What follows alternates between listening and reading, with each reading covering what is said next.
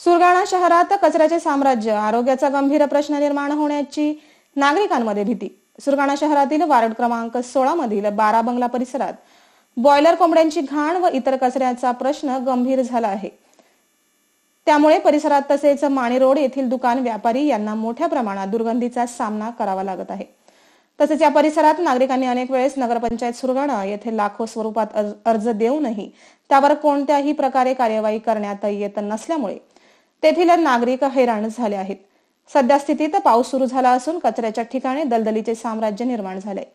नगरपंचायत प्रशासनामार्फत काही ठिकाणी कचरा उचलला जातो, परंतु काही ठिकाणी त्याकडे दुर्लक्ष केले जात असल्याचे नागरिकांकडून सांगण्यात येते। परंतु कचरा कुजल्यामुळे दुर्गंधीचे साम्राज्य निर्माण झाले असल्यामुळे रोगराई पसरण्याची शक्यता वर्तवली जात आहे। प्रशासनाने याकडे गांभीर्याने लक्ष देण्याची गरज आहे, अन्यथा आरोग्याचा गंभीर प्रश्न निर्माण होण्याची भीती नागरिकांकडून व्यक्त केली जात आहे। आम्ही वार्ड क्रमांक 16 मधील नागरिक हे जे चिकन मार्केटवाले हॉटेलवाले घाण टाकतात त्याला पूर्ण रोगराई वगैरे पसरण्याची दाट शक्यता आहे आणि त्याच्यावर नगरपंचायतने लवकरात लवकर कारवाई करावी।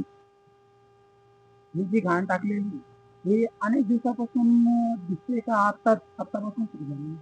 आता म्हणजे जिथून चिकन मार्केट आहे तिथून ही घाण इकडेच टाकल्या जाते।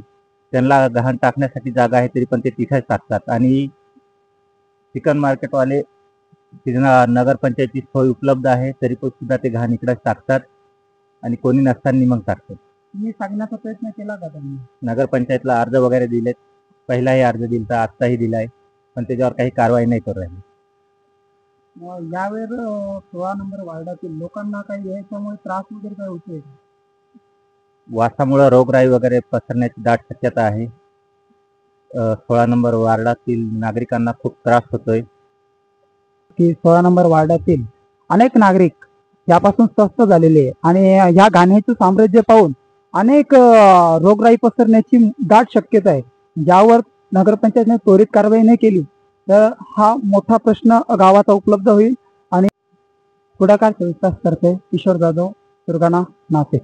प्रतिनिधी किशोर जाधव सोबत पुढाकार समाचार, सुरगाणा, नाशिक।